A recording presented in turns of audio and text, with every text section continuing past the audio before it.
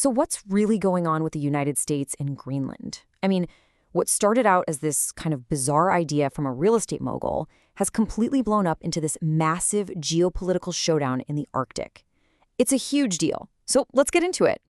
And just so you know where we're getting this, our whole analysis today comes from some really deep reporting by Shasta Unfiltered.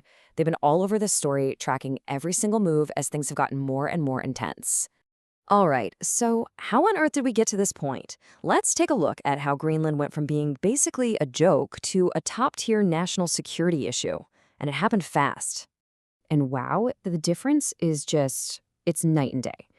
Think back to 2019, right? When President Trump first brought up buying Greenland, pretty much everyone laughed it off. Fast forward to 2026, and suddenly it's this critical, must-have, strategic asset. Yeah, nobody's laughing anymore. And here's the real kicker. The White House is on the record saying they're looking at everything. We're talking an outright purchase, some kind of special deal, and get this, even the potential use of military force. I mean, that's a massive shift.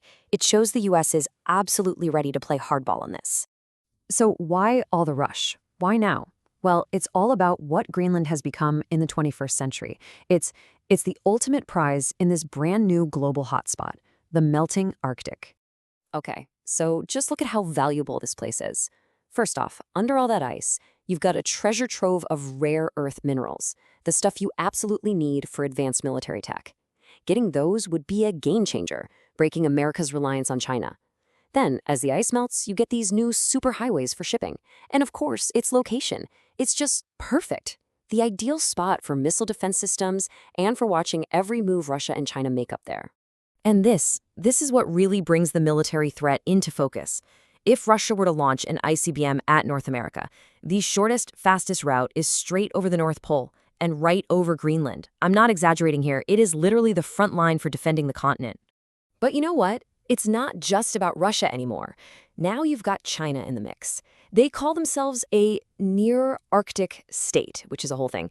And now they're sending nuclear subs under the polar ice. They're using the melting ice as a shield for stealth. This completely rewrites the rulebook for the U.S. So, with these new threats popping up, the U.S. is trying let's call it a creative diplomatic approach. They're trying to figure out how to get control of Greenland without all the bad press that would come from just, annexing it. This strategy is called a Compact of Free Association, or COFA for short. And the basic idea is pretty straightforward. Greenland would get to be its own independent country, but, and this is a big but, it would let the United States handle all of its defense. In exchange for that, they'd get a ton of money and a bunch of other perks. So here's what the deal looks like. For the U.S., it's a home run. They'd get unlimited military access, first dibs on all those valuable resources, and, crucially, the ability to tell Russia and China to stay out. And for Greenland, well, they'd get their independence from Denmark, a massive injection of cash into their economy, and their people could even get visa-free travel to the U.S.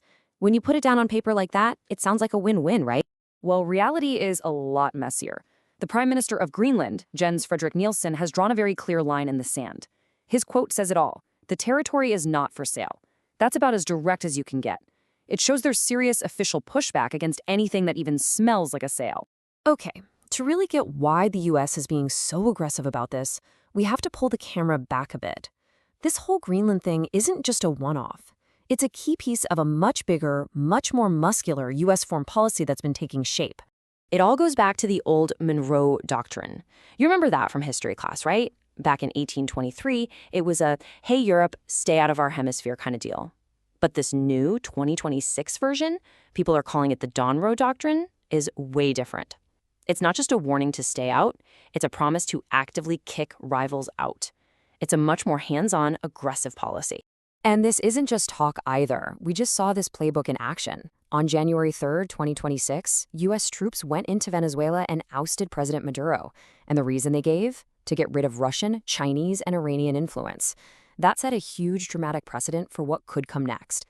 And now we're seeing that exact same logic applied to the North. The Arctic is basically being called America's backyard, a place where other big powers just aren't welcome. And that completely changes how we have to think about Greenland's importance in all this. So what are the consequences of a policy this assertive? Well, as you can probably guess, This whole strategy is sending shockwaves everywhere, not just in Greenland, but all around the world. Let's start inside Greenland. The population there, all 57,000 people, are torn right down the middle. You've got 45% who look at this and see a huge threat to their culture and their future. But then you have another 43% who see it as the chance of a lifetime, a ticket to independence and a better economy. With the country split like that, you can imagine how politically explosive any deal would be. And the reaction from other countries? It's been fast and it's been harsh. And we're not just talking about the usual rivals here. America's own allies are upset. Denmark is warning it could literally fracture NATO. Other European allies are calling it out as a violation of sovereignty. And of course, Russia and China are having a field day, pointing their fingers and yelling imperialism. Which really brings us to the big final question, doesn't it?